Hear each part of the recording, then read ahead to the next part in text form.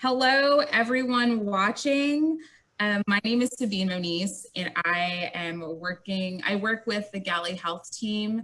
I specialize in creating content and getting research for insights that are used in the app. I have a background in public health, and I'm really excited to be with all these beautiful couples today. So we are, this roundtable, we're talking about IBD, relationship dynamics, and communication today. And just as a reminder, if you're new, if you're just joining us and you're not really sure what Gali is a free AI-powered app designed to support you and provide resources along your IBD journey. So if you have Gali and you're interested in getting some more information about IBD and relationships, feel free to send her a chat and she'll get those to you. And if you don't have the Gali app and you're interested, we will put a link in the comment section for downloading the app. So now on to the good stuff. I want to introduce, the couple will introduce themselves. So couples, I feel like this is a game show or something. So here are some questions to think about when you're introducing yourselves to everybody. So your diagnosis date. So tell us about your diagnosis date, a brief overview of any medications or surgeries that you are on and have had. Your current relationship status, how long you've been together, and how you met. So I'll go with Lee and Brad. Do y'all want to go first? Sure. So I'm Lee, and this is Brad. I was diagnosed in 2017 with indeterminate Crohn's colitis. So for the medications I've tried, I made a list. I've tried Remicade, methotrexate, Entocort, Cortifoam, Soliflac with no success. I'm currently getting my loading doses of Humira. I've had 8 surgeries in 2 years. I have an ileostomy and a stoma named Olivia Benson. We've been together around 6 months. We're happily living together. And we met on Tinder when I was in the hospital. I downloaded the app because I want someone to talk to, and now we're together.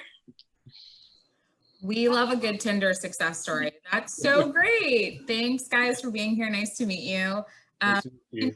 Y'all introduce yourselves. Sorry, cut out. Did you say us? Oh, sorry. Did I cut out? Yes, Molly and Dee. I'm like looking at you guys. Molly and Dee, do you want to introduce yourselves? Oh, yes, of course. Sorry. My name is Molly Denham-Friel. I'm also a Gali Health Ambassador, and I was diagnosed with ulcerative colitis in 2012. I did not write down a list of every medication that I've ever tried, but I've tried several different things, but I'm currently taking oral mesalamine and rectal mesalamine, enemas and suppositories, and sometimes corticosteroid, mostly rectally. It's really fun. And I have left-sided distal colitis, which is in like the left side of my colon, and I also have IBS. And I created or am the creator of Better Bellies by Molly, which is my blog and my Instagram. And I had the pleasure of meeting Dee, my amazing fiance, which I get to say now, at the grocery store in the sandwich line. Luckily, he just turned around and said hi, and the rest was history. So that was amazing. And what else do I have to say? I think that's it, right? Yeah, that's it. Awesome. And, you know, as we go on, some of the questions will definitely allow you kind of, you know, chances to tell us more about your story, but love the sandwich. I love it. We've been together for years. 4 years. Great. And Tim and Kylie, do you want to introduce yourselves to everyone? Yeah, so I'm Tim, better known as Bad Gut Tim on the internet. This is Kylie. We've been together for 5 years. We met on the internet also. But also in a bar. Yeah, I mean, eventually in a bar. But I've got Crohn's disease. I've had Crohn's disease since 2002. I was diagnosed in high school, so kind of a Crohn's disease veteran at this point. I was on Remicade for like 17 years, a long time. And it was working great. And I'd say last year I started to go through like worst flare in my life and ended up in the hospital. Fitted me with an ostomy, and now I am injecting myself with Stellara every month. I think those are all the questions, right? Yeah, those are high points. Great job. And last but certainly not least, Ijmal and Joel, do you want to introduce yourselves? Hi, so I'm Ijmal, and on Instagram, people know me as RazzyBlog. Joel and I have been together for 4 years. We met on Tinder, another Tinder success story. And I've had ulcerative colitis since 2015. I've tried Salofac, like ASAs, I was on Inflectra, and now I'm currently on Intibio. And that's kind of been working well for me for the last year. And yeah, did I get everything?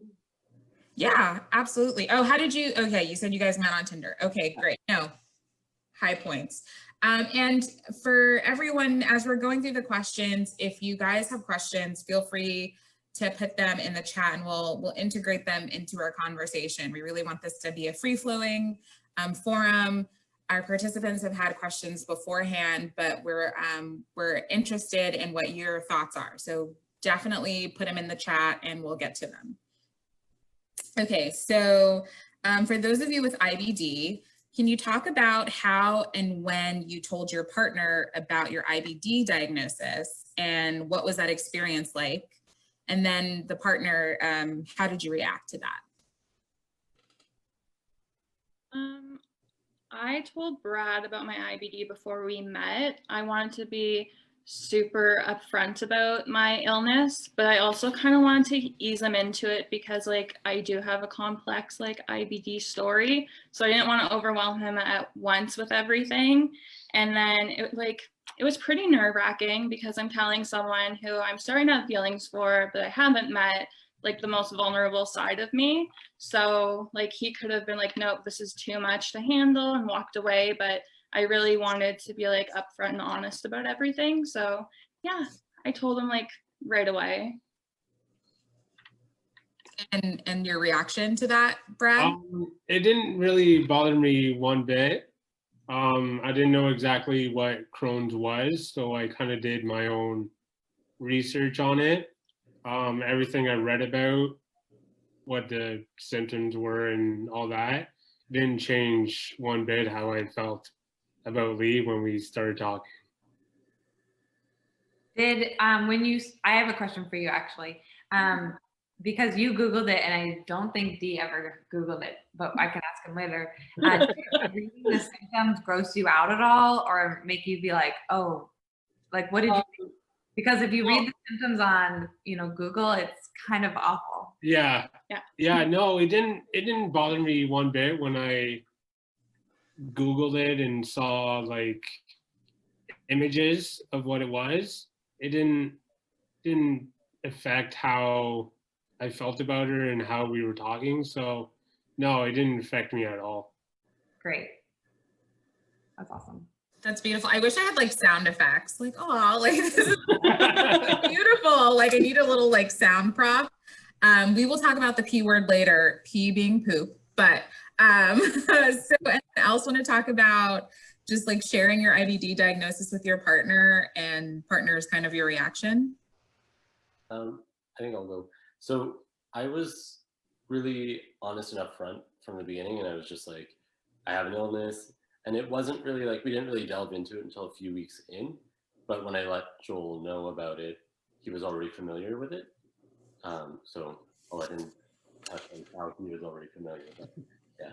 Yeah, my family has a bit of a history. My grandfather actually had ulcerative colitis, but it was at a time where they didn't necessarily have treatments or diagnoses of that at that moment in time. And so he ended up actually passing away from it. It turned into colon cancer. And so I was aware of the disease, but I didn't really know much about it. And so it ended up leading to this really interesting back and forth of kind of Ijmal informing me more about it, and we kind of learned together because we met fairly early on in Ijmal's diagnosis. I'd only had ulcerative colitis, or I was only diagnosed 9 months prior to before we met, so they're still new for me as well. Thanks for sharing. Tim? Yeah, so I'm not super upfront about the Crohn's disease. I'll be honest with you. I don't know, would you say like Month or two. month before I really like told what was up with it. I had symptoms. I just kind of like, I hit him. I remember like the very first night we met, I actually had some stomach issues, and I disappeared for a while. I came up with a story for why I disappeared, but no, I didn't tell her right away, but when I did, I just kind of go at it like, you know, you've seen how I live. This is who I am. But I do have this disease, and I guess I'll let her know or tell how she reacted. Well, sort of similar to Joel, I guess my grandpa also had Crohn's disease, but his is like so insanely well managed that he talked about poop all the time, but it wasn't like taking over his life or anything. So when Tim told me, I was just like, oh yeah, my grandpa has that. It's fine. And I just kind of like moved on with my day. Yeah, I remember the talk being pretty much like that. And she was like, all right, let's keep drinking. And that's kind of how it went. And we did. I have a question for Tim.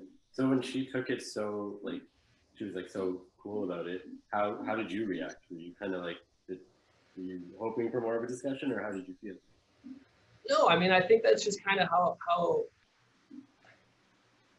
I have always, like, with Crohn's disease, I've always kind of like refused to let me be anything but just regular person. So I think I appreciate it though, like just like quick, like that's great. It's fine. It's you're just another person. You know what I mean? We've all got our problems. She won't eat vegetables. Yeah, I mean, I think having having a history of like a knowledge of it really is helpful, because you're right, Molly, Googling it, you know, and doing research about it and getting content for the app, like it can be very scary, kind of like when you go on WebMD and you're like, I have a headache, and then they're like, well, you have 5 days to live, right? So it can be very off-putting. So it's nice to have, you know, just that confirmation, like, yeah, I know someone who has it, and that's okay. Molly, do you want to share about how you shared your diagnosis with Dee? Sure. So when we first met, after we like met at Publix and then started hanging out, a lot of the times when we hung out, we were like partying together and we were drinking a lot, which now if you know or follow me, I don't drink at all. So I was in a very different phase of life when I met Dee. And I had already had IBD for like 4 or 5 years. So I had been dating with IBD and dating like for years and years of different people. You know, like I was on Tinder, I was on Bumble, I was doing all of those things. So I was navigating the dating world. And then so when I met Dee, I just treated it like any other person in general, where I would maybe sometimes mention that I have ulcerative colitis, but nobody actually like registers that most of the time, especially if you're at like a party or, you know, you're just somewhere, they're just like, oh, okay, or, oh, I know someone, or, oh, yeah. And they really are just like fine with that. But that's also because I don't say like, hi, I have bloody diarrhea. I mean, I don't say that. So I think people just don't really understand. A lot of the times that's been my experience. Occasionally people understand. But when I did tell Dee, he was totally like fine with it. Did you Google it or anything? No, I wouldn't say I Googled it, but I took it pretty well. And any one of her IBD related issues that she disclosed to me, I took it well. But I mean, as she was just saying, like initially, I didn't see much of her IBD, but the more intimate we got, the closer we got, like the more it manifested. Yeah. I saw more of it, but that didn't deter me from wanting to be with her. But I took it well though. So like for the first month or so, like he probably couldn't even tell that I had IBD. And then when I like started getting symptoms coming back, and when I had to start adding in more medications and like things were getting worse for me, that's when I had to, you know, just kind of explain things. But every time I've ever had to explain anything, Dee has 100% been great about it. Right. That's great. So thinking of like intimacy, for those of you with IBD, like what's something about IBD maybe as the relationship progressed that you didn't necessarily know how to share with your partner, but it was going to come up, you know, eventually, like the bloody diarrhea or, you know, the possibility of accidents? And how did communicating that fear impact your relationship? Yeah, go ahead. It dramatically improved our relationship. I think it did. Do you think me sharing what I'm going through helped our relationship or hurt it? Oh, it definitely helped it because I think to be successful you got to communicate. So and that's what we did. So the more I tell him, like if I tell him like, hey D, like this is like what's actually happening. This is why it hurts so much, or this is why this is happening, or whatever the case, or this is why I'm so anxious about going in the car. Like it's because of this. Right. Or it's because of that. And so it's not that I'm not excited to go on a road trip or see your friends or go to your family or go somewhere new, or I want to so deeply. It's just that the anxiety and the symptoms and the medications and the other not so fun things that are part of my life and his too now. Yeah, anyone else? Yeah, I mean, I think that like when you have like a plan, it's like, you know, like you're gonna go on a date, you're gonna go see a movie or whatever you're gonna do. Like it's easier for me at least to like plan out how I'm gonna like hide my symptoms. But as you get to know someone more and things kind of get more, you know, fluid, I guess, and it's harder to hide it. Like Molly said, like that was something that I was like going to see your family because, you know, it's the dynamics are different. You have no idea like what it's going to be like, and you don't want to take a huge shit in her parents', you know, like bathroom, and so then you start acting weird. And I don't know. I think that it was important, you know, to communicate that with not just Kylie, but like, you know, everyone in her family and stuff about that. How is that telling like other members of her family? Like I you know, I'm imagining sitting everyone on the couch and being like, so I have this, you know, like having a whiteboard or something. Like how did that process go? I don't think I ever actually like discussed it with them, but I mean Kylie kind of. Okay.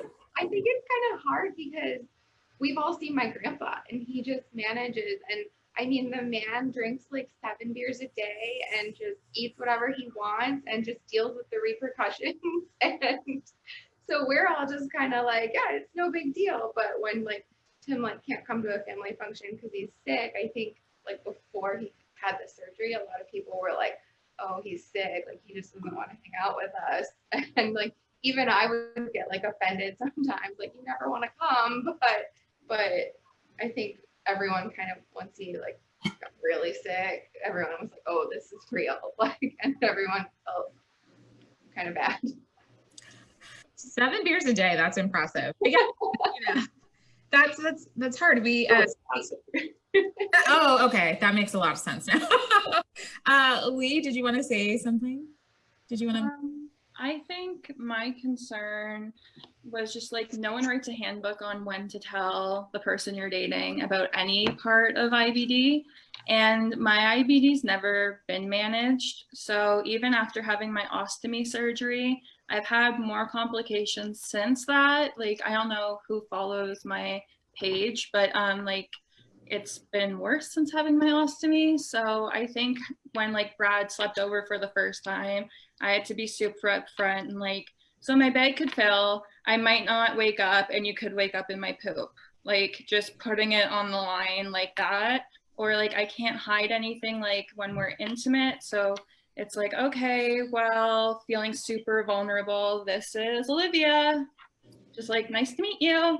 Like you kind of have to be like so vulnerable. So that's the part, like dating before my ostomy was easier, but I think I got really lucky and have with this guy. What do you think? Has it like improved our relationship? Yeah, it's definitely improved our relationship. Like, of course, communication is always key in a relationship, so it's definitely nice to communicate on things like that.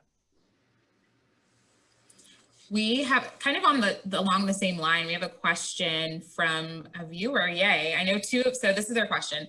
I know 2 of the participants have ostomies. Do the other 2 as well? So if you do not have an ostomy, no? No. No, so that is a no. And how did adding the ostomy into the conversation go? Lee, you kind of touched on that. You're just like, well, you know, I made poop on you. So this is, yeah. How did that happened when he first slept over, it sounds like, and you just kind of laid it out, or? I think I had an easier time telling Brad about like the Crohn's colitis than I did about Olivia. I just refer to her like a person. Okay. Just so everybody knows. So I had a harder time with that because I found people had a harder time accepting my ostomy. But I just said, like when we were chatting back and forth, I'm like, do you know what an ileostomy is? And he was like, no. And then I said, well, like do your research and get back to me with how you feel. Mm-hmm. And then it was more like he needed to accept all of me. And like we're a package deal. Like there's 2 of us in my mind. So how did you feel about me having Olivia? Yeah, I accepted Olivia with open arms, just like I did Lee. Like I know no issues with it whatsoever. Yeah, and like now he helps me change it, like her and everything. So it's great. It's like team building. It is. So for the partners, this is a question for the partners. The term caregiver is very fluid, and I also think it's a very strong term. Do you guys consider yourself a caregiver? I'll go.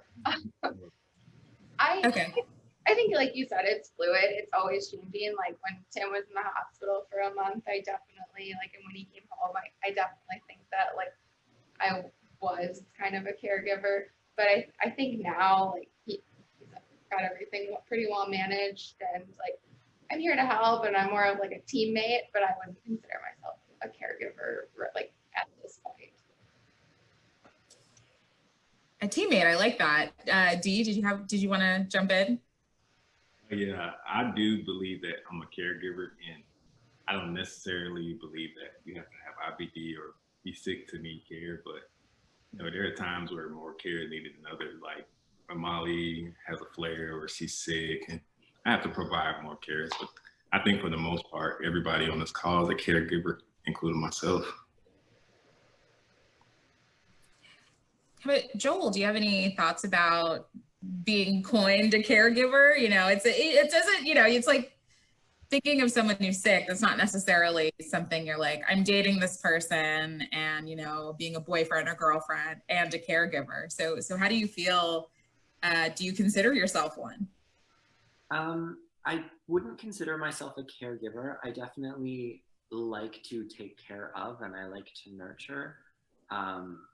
But in our specific relationship, we work really hard on not trying to, I think with caregiver, we both have this idea that when one is a caregiver, the other is a patient. Okay. And I don't ever want Ijmal to feel like a patient, and you don't want to feel that either. And so we work necessarily on, like, there are, of course, like people were mentioning, there are times when more care is needed, when more attention is needed, when less space or more space or less attention is needed, and that sort of thing. And so I wouldn't classify myself as a caregiver. I think that we both work hard to take care of the other person when the other needs it, and kind of go with the flow in that sort of way. The thing I would add to that is that no matter what relationship it is, there's always something that, there's always a 50-50 balance of taking care of or nurturing the other person. So to kind of give that title to somebody of a caregiver, it kind of goes both ways. So that's why I think we prefer to use the term like nurturer or like, but yeah. That makes sense. Like, I consider myself a caregiver, but I think I'm thinking of the word caregiver as like totally different frame of mind. Like, I'm thinking of it more as like, I got your back, and no matter what, versus like, I'm your caregiver, like that's my job or something like that. Like, because you could be a caregiver and get paid as a job. That is, that is sort of a job. And there are times where Dia's had to literally carry me and do things like that, which are caregiver-like, but I like the term nurturer a lot too.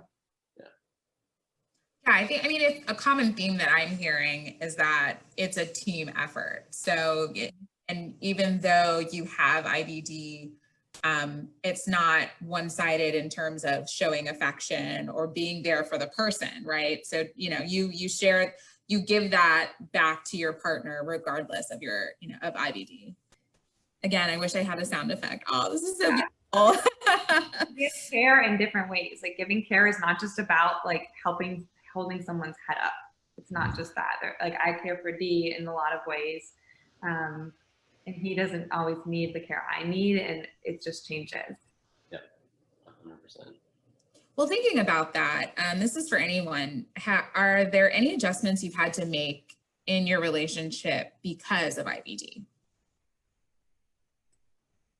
For us, I'm super open about everything. So I think it was kind of just like, we've always just been able to roll with the punches. I think based on like the things I've learned about like Brad and Lee so far, I think she's kind of like that too, where she's just kind of like, this is what's going on. And like, you can jump on board or like do your research, figure it out. Like, Joel's always been really good at like coming to doctor's appointments and like infusions and everything. So he's always like really up to date on everything that's going on. So yeah, it's always just kind of been like, this is what's going on. And you like, I can answer any questions you need to know, and I will help you understand it, or you can do your own research, or Yeah, I completely agree with you. That's just like how I am, but because of what's been going on over here for so long, like, we don't go out often. It's more the adjustment is, okay, let's hang out in bed. We're gonna watch Netflix, because like it does impact, like IBD impacts my life majorly, like just at this moment. So I think it's just, we talk a lot and we just hang out, even if I'm just like coloring in bed and he's playing a video game next to me. It's just adjusting to, we can't always go out when we want to go out. Yeah, I think like one of the changes we kind of had to make, relationship wise, is that Kylie had to just like learn to like fly solo sometimes. I mean, maybe I won't go out at all. Maybe I'll go out and I'll get like stuck in the bathroom.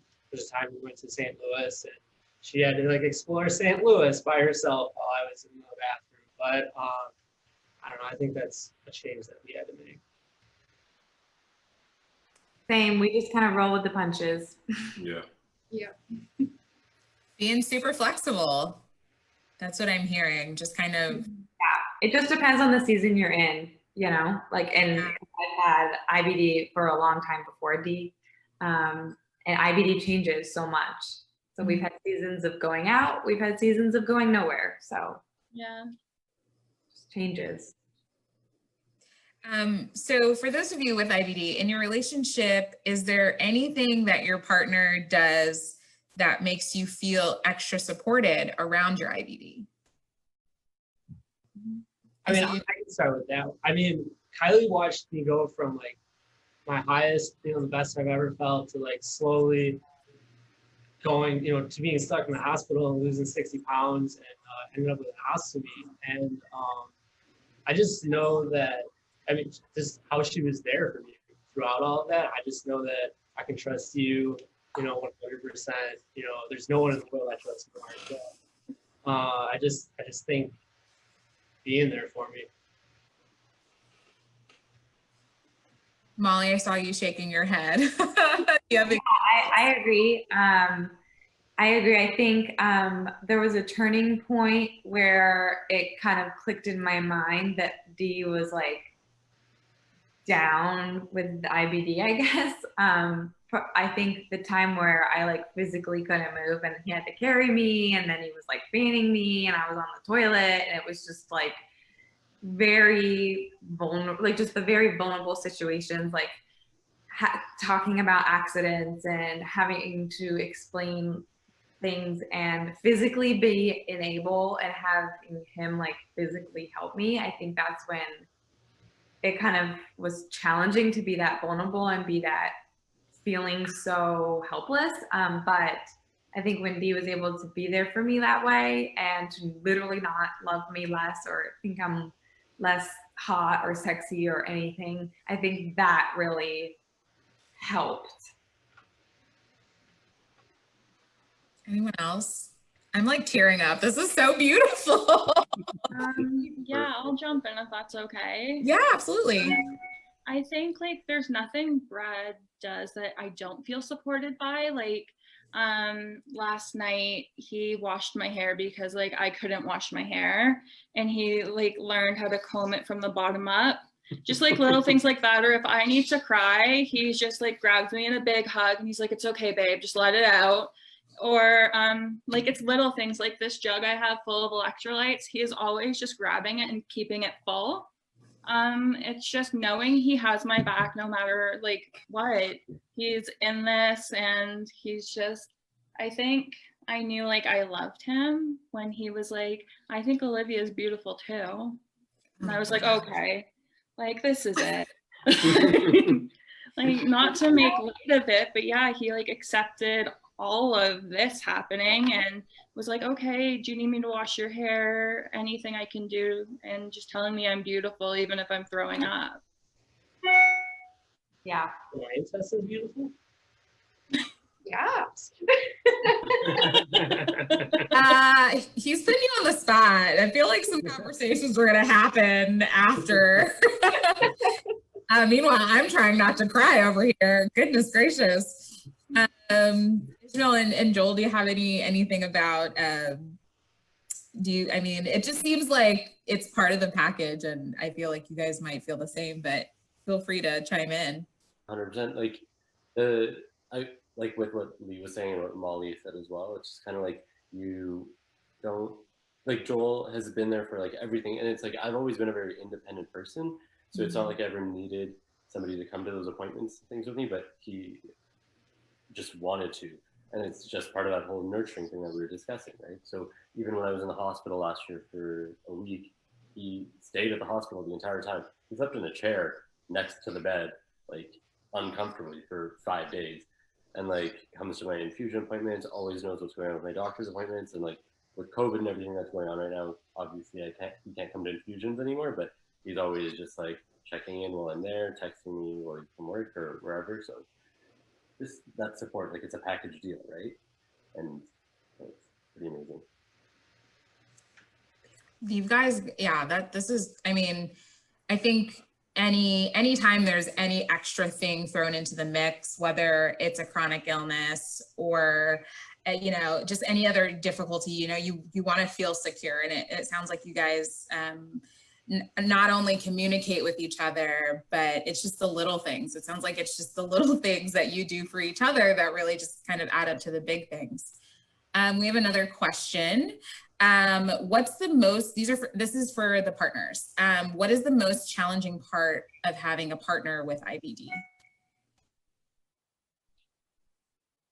I think, Go ahead. So I just say one challenging thing to me initially, it was kind of diet, because we didn't eat like some of the same things initially because of IBD and I don't, but our diets have definitely altered since then because we both have digestive issues. She has IBD and I have acid reflux, but that'll be the only thing I can say.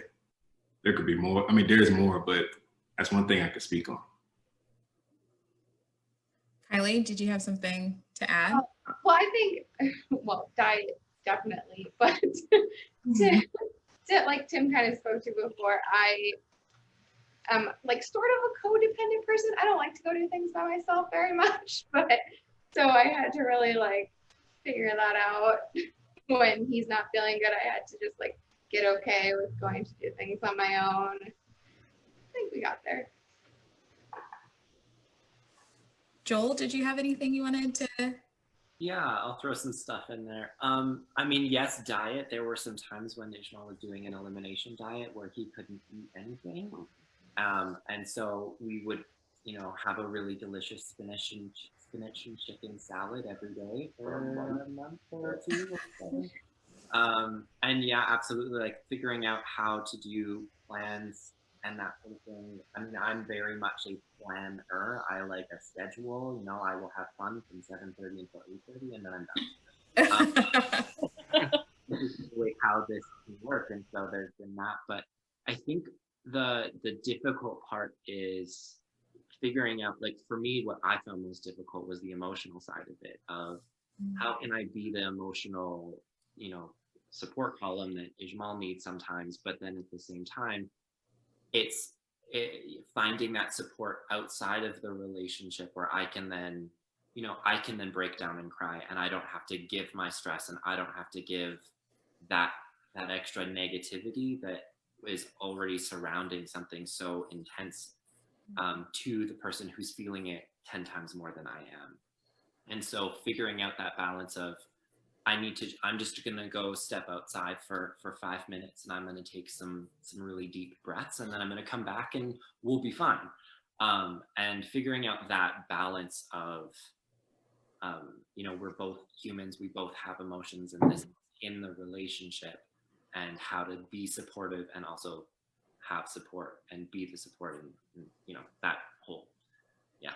And in that regard, we like both have our own like respective therapists too to talk to about what's going on, just so that way we have like our own outlets for, you know, dealing with illness and like anything, like any day-to-day stuff, just having that like soundboard and someone that can provide us the tools to kind of like figure it out.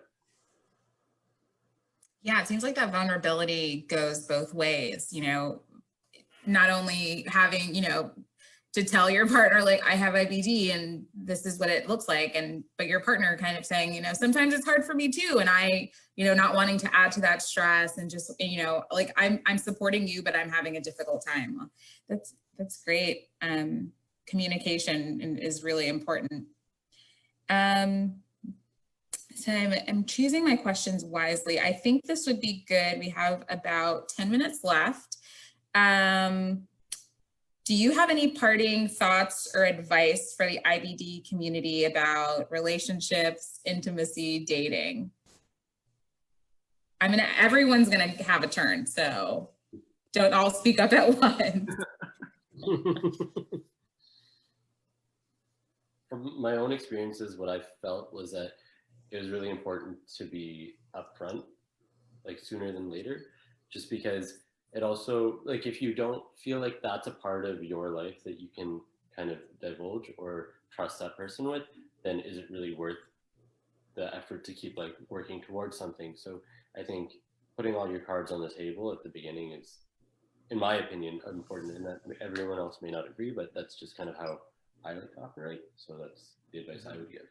And the thing, I'll just do mine as well since we're here. I think that for me, it would be trying to find joy everywhere that you can find joy. I think that this is something that some days you can wake up and it's just going to be the shittiest day you've ever had. No pun intended or pun. But it could just be a crap day. And the next day, it could be a really great day. And even on crap days, to make each other laugh and to find something that's a little bit lighthearted, to break up all the heavy is difficult and challenging, but I also think it's one of the most helpful. Yeah, and I think my advice would be just get out there. If you're a single person with Crohn's or colitis, IBD, get out there, and if you're feeling it, get out there and live your life. You know, get on Tinder, OkCupid, Match.com, whatever it is, or just, I don't know, just live your life. That's it. Just live your life. Yeah, I think my advice would be, if you're starting to date someone with IBD, don't afraid to ask questions. And if there's something you're afraid to ask or research, don't be afraid to. And if you have plans to go out with friends or whatever, don't get upset with your partner because they're not feeling the greatest. Like, they can't control their good and bad days. So I would say don't get frustrated with your partner. Lee, do you have anything to add? That's a great answer. You're like, yeah, that's a good one. Yeah, I do. So my advice is don't settle. Just because you have IBD doesn't mean you deserve any less than an able-bodied person does. You deserve nothing but the best, so don't accept anything less. Like, I think being upfront and transparent, like, helps in a relationship, but some people might want to wait a bit longer. But just like, sorry, I wrote something down because like brain fog and words are hard today. I said, like, when it comes to intimacy, like, be upfront and honest. I remember not telling Brad because I didn't want to like ruin the mood, that I need to go empty my ostomy bag before we were intimate, and it exploded. So it's kind of like, you just have to be upfront about everything and realize, like, if your partner can't handle it, then they don't deserve you, because IBD is not always a negative. There's so many beautiful things that come from it. Mm-hmm. That's beautiful. And Brad is still around, and Olivia is great. So Yeah. you got a good one. I will, like, I just have to ask, like, how did you feel in that moment when your bag exploded? Okay, so I'm a big Kevin Hart fan. I don't know who else is, but he always has a thing where he's like, I'm gonna blow that back out. So like midway through, I was like, you blew that bag out. And then he was just like, no. And I'm like, yeah. And then he was like, okay, what can I get you? And then it was just like, okay, now I'm changing my bag. Do you want to see how I'm doing it? Sure. So yeah, I just made a joke about it. Yeah, I think humor is definitely a good way to, that's also skill. Like, you turn that into like an educational moment. Like, here's how I changed my bag. A+. That's so great. Oh, Molly and Dee, what's your advice to the community? Any advice? Sure. So, I mean, I feel like I could talk about that for hours, but my advice would be to, I honestly echo everything that has already been said. Honestly, really amazing feedback that y'all have given. I would say, yes, if you are single, do not settle. Also, work on yourself, work on your body confidence, work on whatever you need to do. If that is coming to terms with your IBD, maybe it's that, whatever it is, whether it's the grief over your pre-IBD life, do that work. It's so helpful. Be honest and upfront, but just go with your intuition. Yeah. Talk about things when you're ready. Right. Go with your gut literally, but like obviously in more of an intuitive sense than, how it's actually feeling. If you've got IBD anyway, and just be honest and open, and love yourself first. Yeah. I think it's good to be upfront and honest, but also go at your comfort level. Whenever you feel comfortable with telling someone about your IBD, just make sure that you're completely honest and you're comfortable, tell them about it. But I think it's important to definitely communicate and all those other. You guys have been so great. Thank you so much. I also feel like a lot of this advice applies even if you don't have IBD, even if you want to be upfront and honest, and you want to communicate and you want to make sure that you love yourself. Like this is all great advice, and I took some mental notes for myself. So I want to thank everybody so much. Lee, Brad, Ijmal, Joel, Kylie, Tim, Molly, and Dee, thank you so much for participating. Thank you for the questions. Those were really great questions. I hope I'm able to do this again, because I think there's so much more that we didn't get to talk about. And like Molly said, we could talk about this for hours. You know, this is such an important part, you know, having relationships, not only romantic relationships, but knowing how to navigate everyday relationships is so important. So I want to thank you all. Again, feel free, if you guys have Gali, feel free to ask her questions. She can send you some insights about relationships and dating and intimacy. And if you don't have the app, please download. But thank you guys so much for participating. Thank you for your time, and have a good one. Thank you. Thank you. Absolutely. Thanks, everyone.